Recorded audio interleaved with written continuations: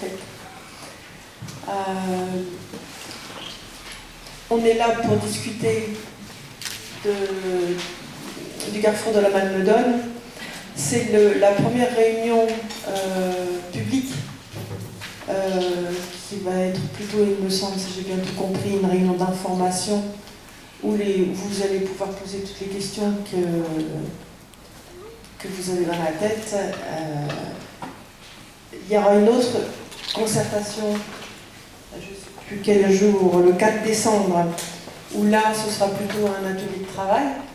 Vous me reprenez si je me trompe. Et puis, il y en a un dernier qui sera le bilan 12, qui sera le bilan de tout ce travail. Donc, je remercie le conseil départemental, l'agglomération, le débrief, voilà. Je remercie aussi l'agence par image de piloter tout ça. Pour nous, c'est un projet important, mais j'imagine pour les 3000, puisque de toute façon, c'est ce qui va nous permettre de nous lier de façon beaucoup plus fluide qu'aujourd'hui, où on est obligé de faire des virages à gauche, à droite pour arriver dans les villes voisines. Donc, il y a déjà l'importance du lien qui va se faire beaucoup plus facilement entre nos villes, et puis pour notre ville particulièrement, c'est important puisque vous le savez ou pas, mais on a un 4e quartier en projet qui s'appelle pour l'instant la ZAC Garbicane.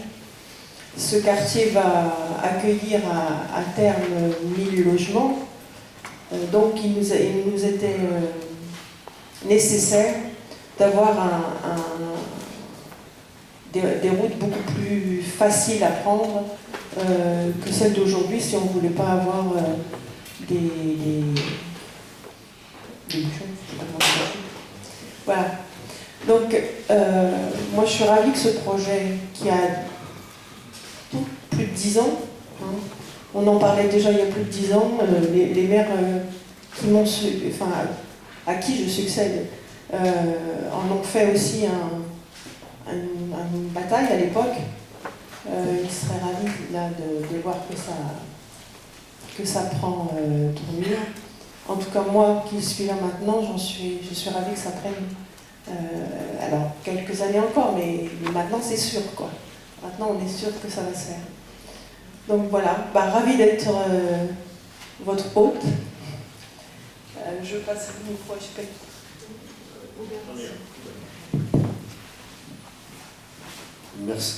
Merci Madame le maire pour votre accueil. Donc je me présente, je suis François Desmazières, je suis le garant de la concertation sur ce projet. Alors qu'est-ce que c'est qu'un garant? C'est d'abord quelqu'un qui est nommé, inscrit sur la liste des garants de la Commission nationale du débat public, donc choisi et formé par la Commission nationale du débat public, qui est en France depuis 1995 et les lois Barnier, l'autorité administrative indépendante qui s'assure de la participation des citoyens et de l'information la plus large du public sur tous les grands projets d'aménagement au débat. Et depuis quelques années, la CNDP a vu son champ s'élargir à la fois sur la taille des projets et sur le temps de saisie, puisqu'avant on faisait ça en début de projet et puis après le projet vivait sa vie. Et aujourd'hui on a ce qu'on appelle un continuum de la participation. On essaye de garantir tout au long de la vie d'un projet que tout le monde puisse s'y exprimer. Alors pourquoi je suis sur ce projet? On n'était pas dans le champ obligatoire de saisie de la Commission nationale du débat public, mais le maître d'ouvrage, l'État, a souhaité s'inscrire dans un champ de la participation que l'État s'applique à lui-même, ce qui est plutôt de bonne guerre, et donc le choix de retenir un garant de manière volontaire, donc la liste des garants.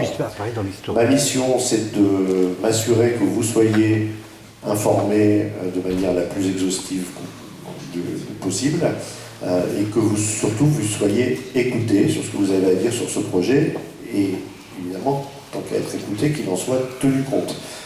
Donc je vérifierai tout au long de cette phase de concertation que c'est bien le cas, Et en particulier ce soir et sur les 2 autres réunions, on m'a demandé en plus d'animer, donc de modérer les prises de parole pour vérifier que tout le monde a pu s'exprimer sur ce projet. Je précise quand même que je n'interviens pas sur le fond et que je rendrai, une fois que la concertation sera terminée, un bilan sur la forme, c'est-à-dire comment s'est passée la concertation. Et mon avis sur la façon dont vous avez pu participer à ce projet. Il ne s'agit pas, comme dans une enquête publique, de donner un avis favorable ou défavorable, mais bien de rendre un avis sur la façon dont la concertation s'est passée. Voilà sur la mission, et je pense que, sans plus tarder, on peut passer à la présentation du projet. Donc, vous avez mon adresse mail, si vous voulez me saisir en direct, c'est déjà le cas, j'ai déjà reçu quelques mails, mais voilà, n'hésitez pas à me solliciter directement sur toute question concernant la concertation. Merci Monsieur Garand. Donc déjà, avant de rentrer dans le vif du sujet, je voudrais déjà remercier d'abord Madame le maire qui nous a accueillis dans ses locaux, ainsi que messieurs les vice-présidents qui font le plaisir d'être aussi à nos côtés, partenaires importants dans ce projet, mais aussi merci à l'ensemble des élus municipaux, communautaires et départementaux présents, et à l'ensemble des habitants qui sont nombreux ce soir venus débattre avec nous de ce projet. Je voudrais juste en 2 mots vous dire qui nous sommes et à quelle étape du projet nous sommes, puis tout de suite après, je vous promets, on rentre dans le vif du sujet et on vous présente de quoi il s'agit dans le cadre de ce projet. Donc je me présente moi-même, déjà je suis Nathalie Degré, je suis la responsable du service modernisation du réseau à la direction des routes en Ile-de-France. C'est quoi la DIRIF? La direction des routes en Ile-de-France, c'est la DIRIF, c'est un service de l'État, service déconcentré du ministère de l'économie, de la transition écologique et solidaire. Et notre mission, c'est d'exploiter, d'entretenir et de moderniser l'ensemble du réseau routier national non concédé en Ile-de-France. Donc c'est toutes les voiries violettes que vous voyez sur cet écran. Donc c'est 1300 km de voirie, 250 véhicules jour. Donc c'est un très gros réseau, 4 millions d'usagers par jour. Et nos équipes que vous voyez avec des camions orange interviennent jusqu'à 30 000 interventions par an. Donc aujourd'hui, je viens en tant que maître d'ouvrage.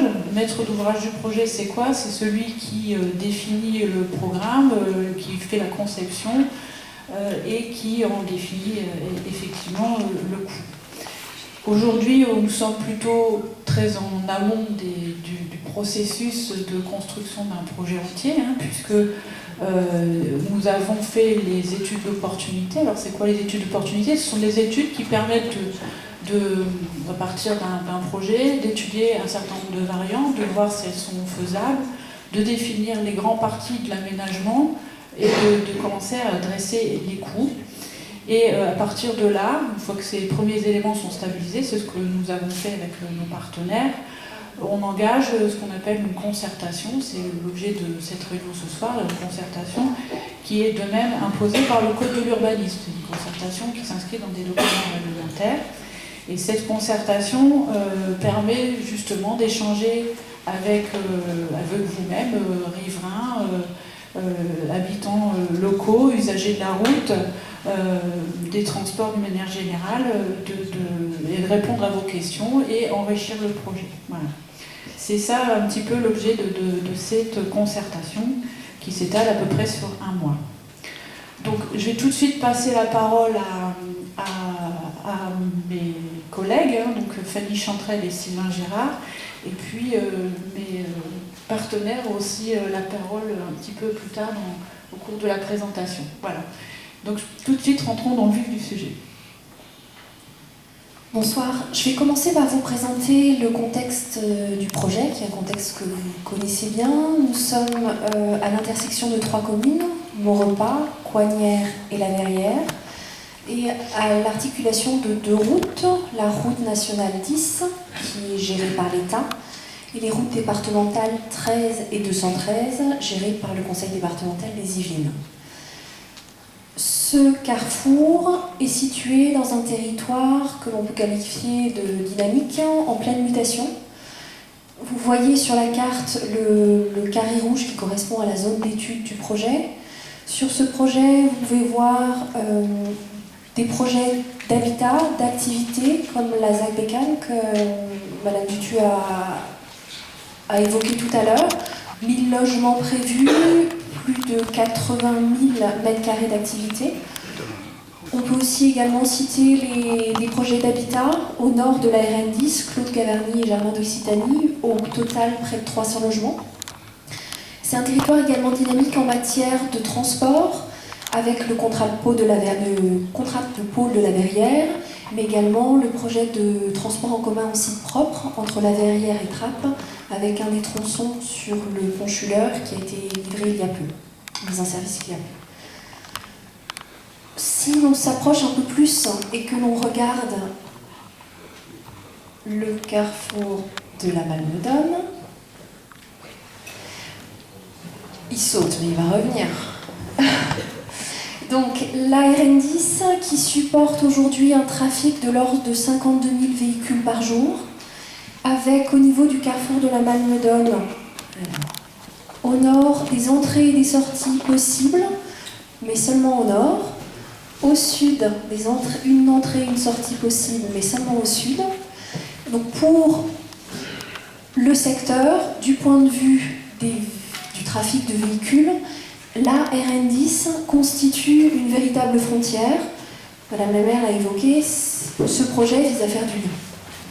Aujourd'hui, pour les véhicules, ce qui est le plus simple, le plus pratique, le plus rapide, c'est d'emprunter le pont Schuller, qui est à 500 mètres à l'oiseau du carrefour de la Malmedonne.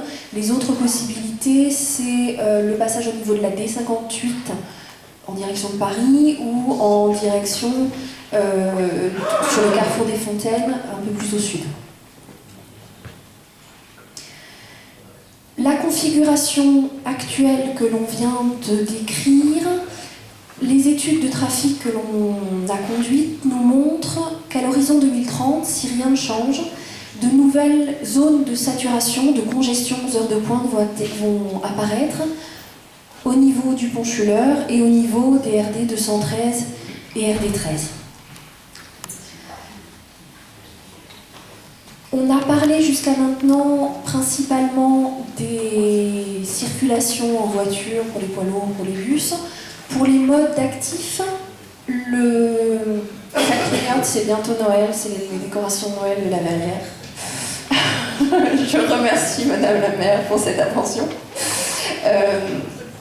Donc, du point de vue des modes actifs, aujourd'hui, les passages se gèrent principalement au niveau de la passerelle, qui est en rouge au moment où vous verrez la carte, ici. Les autres passages piétons, c'est le pont Schuller, le rond-point des Fontaines, on retrouve les mêmes axes. Pour la circulation vélo, ce qu'on peut constater, c'est qu'on a des pistes cyclables, mais qui ne, à part la passerelle, qui n'est pas complètement idéale aujourd'hui pour les vélos, qui est inadaptée pour les personnes à mobilité réduite, on a très peu de passages entre le nord et le sud. Comme on a très peu de passages, certains sont tentés de traverser sauvagement, en dehors des clous. Sur les chiffres qu'on a pu voir, entre 2006 et 2016, dans un rayon de 400 mètres autour du carrefour de la Malmedonne, on a recensé 25 accidents, tous modes confondus, que ce soit des voitures, des piétons, des deux roues. Si on zoome un peu plus, c'est ce que vous avez là sur la carte, sur le carrefour en tant que tel de la Malmedonne, donc sur ces 10 ans, 2 accidents mortels impliquant des piétons. Lors de nos repérages sur site, vous avez en dessous une photo où vous voyez là quelqu'un qui traverse sauvagement. On est resté 10 minutes, il était 17h, on a vu 3 personnes passer, dont certains, pour le passage de certains, les voitures se sont arrêtées. À cet endroit-là, la vitesse limite autorisée est comprise entre 70 et 90 km/h. C'est un secteur que l'on peut qualifier d'accidentogène, d'autant plus qu'il nous semble peu lisible, avec des espaces parfois mal utilisés. Alors, sur la photo en bas à droite, c'est une photo prise depuis la parcelle en regardant RN10 vers Paris. Ici, c'est une voie cyclable qui est signalée en tant que telle. Et vous voyez que les poids lourds, quand on y était, il y en avait 2, se stationnent là. Nos collègues qui gèrent l'exploitation nous disent que c'est une habitude. Voilà. Autre difficulté, on est toujours, cette fois-ci sur cette photo-là, en bas à gauche, on est toujours sur la passerelle. Cette fois-ci, on regarde RN10 en direction de Rambouillet.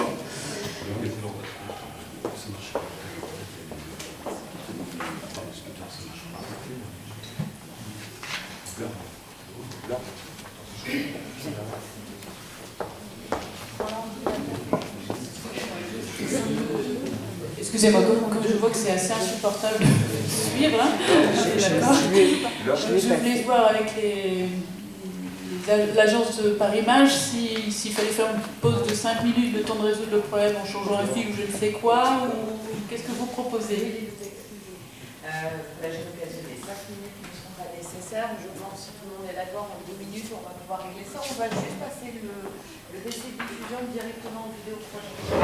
D'accord. Donc merci beaucoup. Oui, on peut juste combler. On va improviser. C'est point de vue et image. Donc voilà, donc nous sommes allés sur place faire une visite de terrain, comme ça se fait sur tout le projet routier. Ça nous a permis de constater de nos propres yeux la situation de la RN10 et du carrefour de Malmaison, où effectivement des comportements, on va dire, anormaux, ou illicites même, ont été observés, tant des piétons, des poids lourds. D'une manière générale, c'est un peu fouillis, quoi. On va dire que les espaces existent bien, mais ne sont pas respectés ou sont mal compris, et ça mène à des situations un petit peu complexes. Voilà. Donc, voilà. Voilà. Est-ce que tu peux comporter peut-être un peu, même s'il n'y a pas besoin de support, là, que tu as parlé sur le support visuel. Il n'y a plus de son. Sur cette... voilà. Le micro avait changé de main. Sur cette voie cyclable, donc, qui est située au nord de la RN10, qui borde Maurepas puis Coignères, dans le sens Paris-Rambouillet. Aujourd'hui, on a une signalisation au sol qui est uniquement voie cyclable, avec, on vous l'a dit, des camions, mais aussi des piétons qui sont là parce qu'ils ont besoin d'être là, mais qui ont aucun espace délimité. Donc ça veut dire qu'ils marchent sur une voie qui est désignée comme cyclable, et quand l'image apparaîtra, vous verrez qu'ils sont a priori gênés par les poids lourds, par les cycles, mais aussi par des voitures qui vont se garer sur cette bande qui est finalement mal identifiée, ou en tout cas utilisée de manière assez anarchique. Un des retours que l'on a eu aussi de nos collègues qui exploitent ce morceau de RN10, c'était la difficulté pour les accès au commerce. Donc on est plutôt après la RD 213, donc sur la commune de Coignères. Il y a plusieurs concessionnaires automobiles, donc au nord toujours de la RN10, où finalement les automobilistes avancent, et au moment où ils voient le magasin, le commerce qui les intéresse, pile, tournent au dernier moment et se stationnent sur une zone qui, a priori, appartient au domaine public routier, et donc n'est pas une zone de stationnement. Avec des problèmes de sécurité. Ce qu'on peut dire encore sur ce carrefour, donc un manque de lisibilité globale, avec un paysage, on a commencé des études faune-flore, un paysage globalement peu qualitatif. On a recensé quelques espèces d'oiseaux, mais bon, on se demande un peu où ils peuvent habiter, même si on parle d'habitat. Avec aussi, de manière plus générale, des nuisances pour les habitations, les commerces, les riverains de cette zone, en particulier des nuisances sonores. Si c'est bon, ça me permet de changer le diapo. Je change le diapo.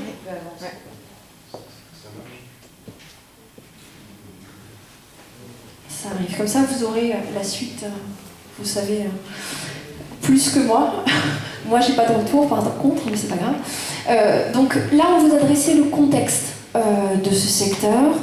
En réponse à ce contexte et à ces enjeux, on a identifié plusieurs objectifs de ce que pourra être le projet de réaménagement du carrefour de la Malmedonne.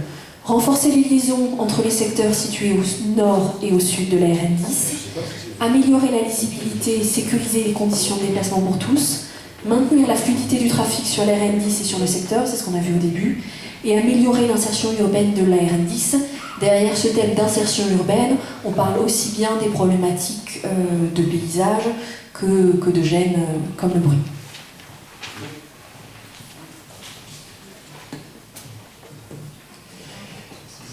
Donc nous allons voir maintenant les caractéristiques du projet. Alors tout d'abord, des études de trafic ont été menées pour déterminer quel serait le meilleur aménagement possible pour réaménager ce carrefour de la Malmedonne. Donc plusieurs solutions ont été étudiées. Tout d'abord, une solution avec un rond-point.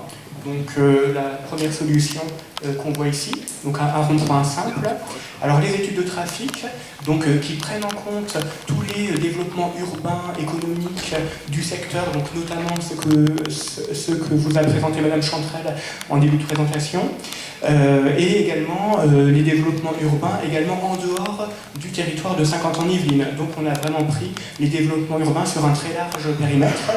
Et ce qu'ont montré ces études de trafic, c'est que à horizon 2030, donc avec tous les développements urbains, avec un simple rond-point, on a des bouchons. Le rond-point génère des bouchons de plusieurs kilomètres sur la RN10 et également de plus d'un kilomètre 5 sur la RD 213. Et donc c'est pas possible. Hein. Clairement, là cette solution n'a pas pu être approfondie parce que plusieurs kilomètres de bouchons sur la RN10 en continu, c'est pas possible. Du coup, on est allé plus loin. On a cherché à voir si, avec un rond-point à feu, les feux régulant mieux la circulation, on arrivait à un résultat plus satisfaisant. Et là, les études de trafic ont démontré qu'il y avait encore des bouchons de plusieurs centaines de mètres sur la RN10, et ça, c'est pas possible non plus. On ne peut pas se permettre d'avoir des bouchons de plusieurs centaines de mètres sur la RN10 en continu. Donc, finalement, la troisième grande solution qu'on a étudiée, c'est le dénivellement de la RN10, c'est-à-dire qu'on va creuser, on va abaisser le niveau de la RN10 actuelle et joindre les deux routes départementales au-dessus de la RN10. Donc la RN10 passe en dessous de ce pont formé par la jonction des deux routes départementales. Et là, les études de trafic montrent qu'il n'y a pas de ralentissement au niveau de la RN10. Et il y a des bouchons donc de 90 mètres au plus en heure de pointe du matin, ce qui fonctionne. C'est une solution qui fonctionne. Et donc, c'est donc cette solution qu'on a approfondie. Ça change pas. Voilà. Donc là, on va vous présenter les principes d'aménagement. Donc, tout d'abord, on voit à ce niveau-là donc le pont, la jonction entre les deux routes départementales et deux carrefours à feu, donc un de part et d'autre de la RN10. Donc là, ce ne sont pas des ronds-points, ce sont des carrefours à feu classiques. Donc on a bien tous les mouvements qui sont possibles, avec une bretelle de la RD 213 vers la RN10, et réciproquement, de la RN10 vers la RD 213, et pareil pour la RD 13. Donc là, tous les mouvements sont possibles. Ce qu'il faut noter aussi, c'est que comme on va abaisser le niveau de la RN10, et bien du coup, en creusant, on va taper les piles de la passerelle piétonne actuelle, et ce qui fait qu'on va devoir la démonter pendant les travaux. Et on va également créer des contre-allées pour desservir les différentes sociétés commerces, mais ça, on ne les voit pas sur cette présentation-là, on les verra dans la suite de la présentation.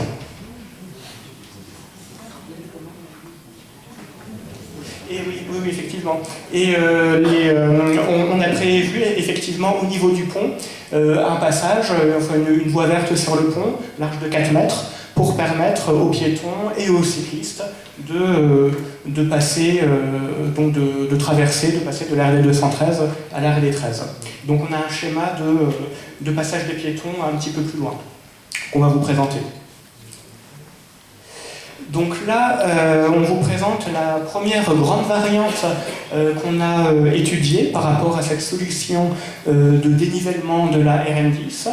Donc là, sur le tracé qui est coloré ici, ça symbolise l'abaissement de la RN10. Donc là, à ce niveau-là, on voit bien le pont qui joint la RD 213 et la RD 13. Alors, on peut se rendre compte que, par exemple, pour un automobiliste qui part du rond-point des Cités Amies, il peut rejoindre la bretelle numéro 5 par la rue Mandela, donc bretelle numéro 5 qui a une voie, et là il a le choix, soit il s'insère sur la RN10 et continue son chemin sur la RN10, soit il reste sur sa voie, il continue son chemin, il arrive sur la bretelle 1 qui s'élargit à 2 voies, et là, il a le choix, il peut remonter au nord vers la RD 213, il peut aller vers le sud, au sud du quartier de la gare de la Verrière, où il peut même carrément donc franchir ce premier carrefour à feu, tourner à gauche, refranchir ce deuxième carrefour à feu, et là retourner vers le quartier nord de la gare de la Verrière. Donc là, on voit que tous les mouvements sont possibles. Et l'automobiliste peut également, s'il le souhaite, continuer tout droit, donc pour arriver à cette bretelle-là, qui est également à 2 voies, et qui se sépare en 2 voies différentes à ce niveau-là. Donc une voie qui permet de continuer la RN10, sur la RN10, et une voie qui permet de desservir les sociétés, les commerces, qui sont le long de la RN10 à ce niveau-là. Et il peut continuer sur la rue du JB. Donc là, notre automobiliste, il a vraiment toutes les possibilités qui s'offrent à lui. Donc RN10, soit la RN10 tout du long, soit il prend la bretelle et puis après il peut aller RD 213, RD 13 ou aller au quartier, sur le nord du quartier de la gare de la Verrière, aller au niveau des commerces et des sociétés de Coignères. Donc là on a tous les mouvements. Réciproquement, quelqu'un qui vient de la RD 213, il franchit le premier carrefour à feu, il peut s'il le souhaite continuer et tourner à ce niveau-là pour rejoindre le quartier nord du quartier de la gare de la Verrière. En ce qui concerne les automobilistes qui remontent le long de la RD 13, là ils ont la possibilité, s'ils veulent s'insérer sur la RN10, prendre directement cette bretelle. Ils ne sont pas obligés d'aller jusqu'au carrefour à feu. Ils peuvent rejoindre directement cette bretelle et s'insérer sur la RN10 ou s'insérer au niveau du nord du quartier de la gare de la Verrière. Donc là, on voit effectivement que pour les automobilistes, il y a un choix qui est vraiment très large. Pour conclure, on peut également parler donc, des cyclistes. Donc là, c'est une piste cyclable qui commence ici. Et donc le cycliste, là il a sa piste cyclable, après il arrive au niveau d'une contre-allée. Alors cette contre-allée, dans cette variante, c'est une zone de rencontre, c'est-à-dire que sur cette contre-allée, il y aura à la fois les voitures, il y aura à la fois les cyclistes, les piétons, donc ce sera une zone limitée à 20 km/h. Donc cette contre-allée permet notamment de desservir les sociétés qui sont à ce niveau-là, plus le restaurant Villa Maria. Donc le cycliste, il peut arriver là, aller sur la contre-allée, donc rejoindre les sociétés ou le restaurant Villa Maria, ou alors il peut continuer et soit traverser le passage piéton et continuer sur cette piste cyclable au niveau des commerces, sociétés de Coignères, ou alors il peut prendre la voie verte dont on a parlé tout à l'heure, donc large de 4 mètres, et qui permet de redescendre vers la piste cyclable et rejoindre les zones accessibles par vélo et par voie piétonne de la gare de la Verrière. Voilà, donc là c'est pour montrer effectivement que ce projet permet un maximum de mouvement. Ce qu'il faut savoir aussi, c'est que sur cette première variante qui a été étudiée, on a étudié un abaissement de la RN10 sans changer l'axe de la RN10. Ce qui fait qu'on consomme quand même